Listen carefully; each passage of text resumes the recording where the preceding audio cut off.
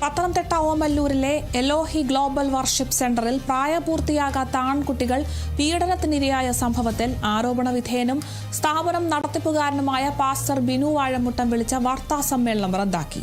11:30 Pathanamthitta press ക്ലബ്ബിലായിരുന്നു വാർത്താസമ്മേളനം വിളിച്ചിരുന്നത്. പ്രതിഷേധ സാധ്യത കണക്കിലെടുത്താണ് വാർത്താസമ്മേളനം ഒഴിവാക്കിയതെന്നാണ് സൂചന. വാർത്ത പുറത്തു വന്നതിന് പിന്നാലെ വിവിധ രാഷ്ട്രീയ സംഘടനകൾ പാസ്റ്ററുടെ ഓഫീസിലേക്കും സ്ഥാപനത്തിലേക്കും പ്രതിഷേധ മാർച്ച് നടത്തിയിരുന്നു.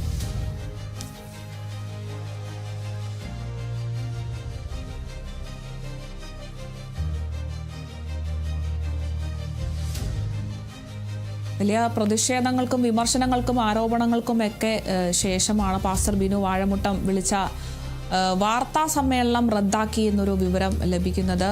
പത്തനംതിട്ട ഓമല്ലൂരിലെ എലോഹി ഗ്ലോബൽ വർഷിപ്പ് സെന്ററിൽ പ്രായപൂർത്തിയാകാത്ത ആൺകുട്ടികൾ പീഡനത്തിനിരയായ സംഭവത്തിൽ ആരോപണ വിധേയനും സ്ഥാപനം നടത്തിപ്പുകാരനുമാണ് പാസ്റ്റർ ബിനു വാഴമുട്ടം.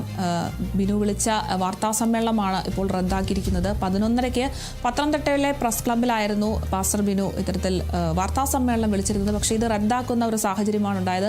പ്രതിഷേധ സാധ്യത കണക്കിലെടുത്താണ് പ്രധാനമായും ഈ ഒരു വാർത്താ സമ്മേളനം റദ്ദാക്കാനുള്ള പ്രധാന കാരണം.